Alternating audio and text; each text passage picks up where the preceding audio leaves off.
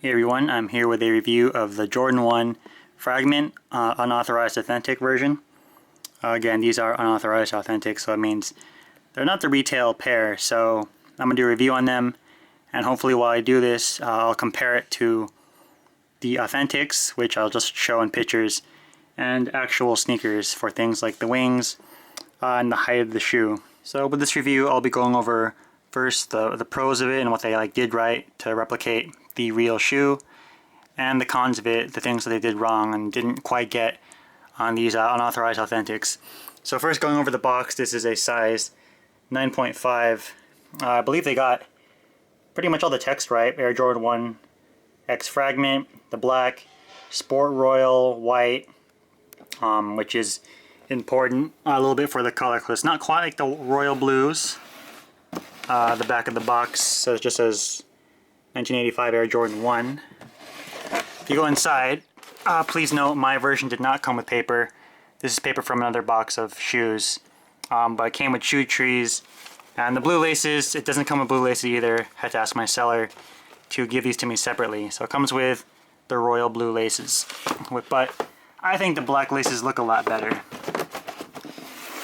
Alright, so going over the shoes, it's got good quality leather, first of all. So you can see here, I've worn these already once for a couple of hours today. I'm not really doing much, just sitting down and walking around a bit to go to the bathroom, get some food. And they've already started to crease a bit just because of the good leather quality, and I'll show you on the other shoe as well.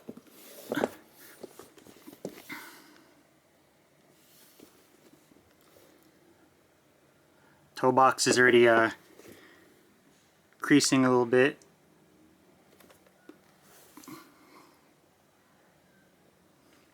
See, it's got Nike Air on the tongues.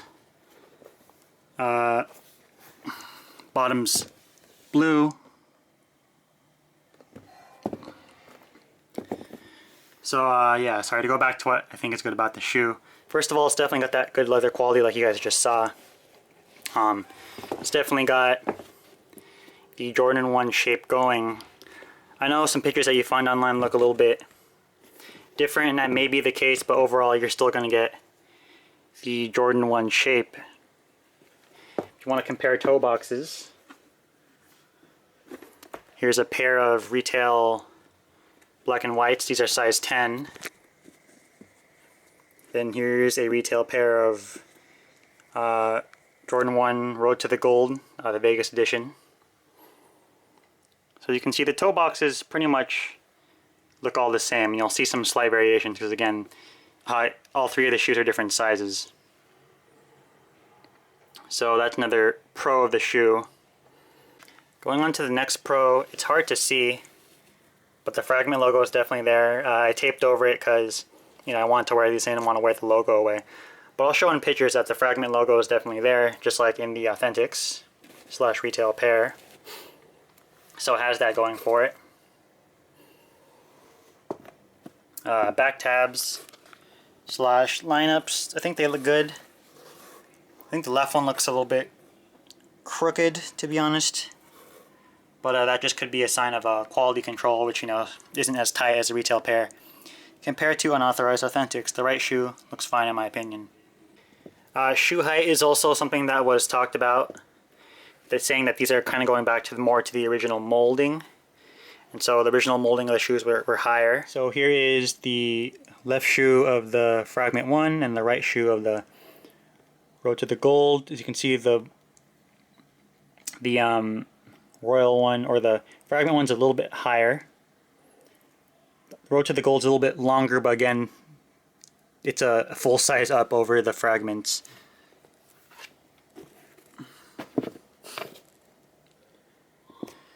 Now we're comparing the height of the back of the right shoe of the Fragment 1 to the left shoe of the black and white retail. Again, you can see that it is higher. Also, as you can see, it has the Nike Air.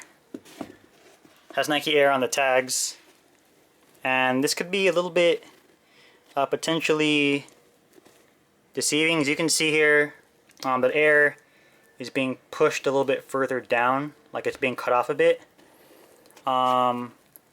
This one not so much, and you know, some people might consider this an error, but apparently the retail pairs actually, good amount of them have the air being pushed down a bit. So again, no one's really gonna notice. I think they kind of got that good Nike Air height, quote unquote. All right, so again, they got the shoe overall good with the colors. All right, also something that's hard to notice in this light is that the shoe looks like almost like a royal blue. However, when you get into a little bit darker lights, the shoe kind of gets like a purple, almost like a purple tint, and that's actually good because the authentic shoe, the retail shoe, does get a little bit of a purple print depending on some of the lighting that you bring it into. Alright, another good thing about the shoes is that the wings are a good size. They're not small like you see on some replica Jordans. They also seem about the same level of gloss and embedding when compared to the authentic Fragment ones. So again, they did a solid job, I'd say a good job actually, of copying just overallness of the shoe. However, when you go down to the little details, which again, it doesn't bother me but could bother some people, the shoe starts to get a little bit hazy. Now we're going to go over the cons of the shoe. And some of these cons vary. Some of these I think are just not perfected by the factories yet. So first off, we got the Fragment logo, which actually is a bit smaller than what you see on these. I believe they should be smaller and they should be moved more towards the center, maybe about here would be the center of the logo. Also with this pair, I think this is just a factory quality control issue, but the left one is much more deeply embossed than the right one, as you can see. I'm pretty sure on the authentic / retail pair, they should be about the same level of embossed on the shoe. Again, I think this also error is just part of a quality control issue, but my right shoe has a bit of a scratch and just came like that in the box. You can see there. So that's kind of uncool, but again, like a really small thing most people won't see on feet.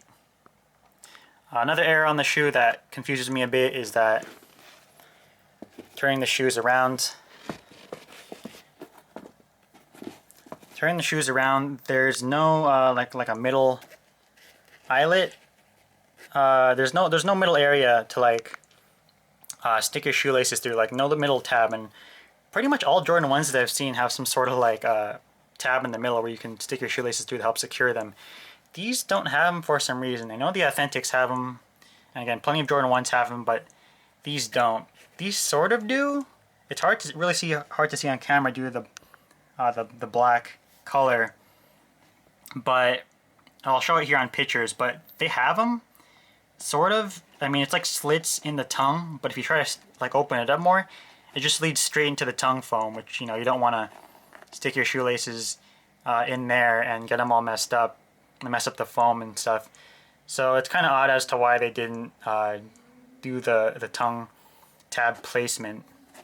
Okay, so talking about comfort and the height of it, you know, I wore these out for a couple hours, mostly sitting down, walking around to go to the bathroom or to getting food. And it's a little bit different. Number one you notice is the height. It's a little bit taller again than even something like a Road to the Gold or black and white Jordan 1. So when you try to like bend your feet or your ankle in a kind of like slouch position, you're going to feel it again due to the taller heights. Again, these are kind of like advertised as having more padding than most Jordan 1s. Around the ankles it kind of looks like it, but it doesn't really have that, and when you put your feet down, it doesn't really feel that supported, which kind of sucks a little bit. Fit wise, these definitely fit like a 9.5, maybe a little bit bigger even. I was concerned that extra padding would make the shoes fit a little bit smaller, so I got a 9.5, and then I realized, oh shoot, extra padding might make it feel smaller, but it actually fit fine into these. My true foot size is a 9. Most shoes I get is a 10, sometimes a 9.5. The 10s in the black and white fit a little bit big, so again, I size down here, and I like this. It gives me a solid amount of room, but it's still, and I like this. It gives me a little bit extra room, but it still fits a little bit solid on my feet. So yeah, all in all, guys, The factories did a good job of replicating the colors, the shape, the logo inside the shoe. They didn't do a good job of replicating the heel placement, the heel size, the tongue tabs, and the extra laces. And of course, you're going to run into some quality control issues with the shoe. Sometimes, you know, something will be a little bit more messed up than normal. You have glue stains or something like that. Well, I hope you guys enjoyed my guest review on these shoes, and stay tuned to this channel for more reviews. Peace out.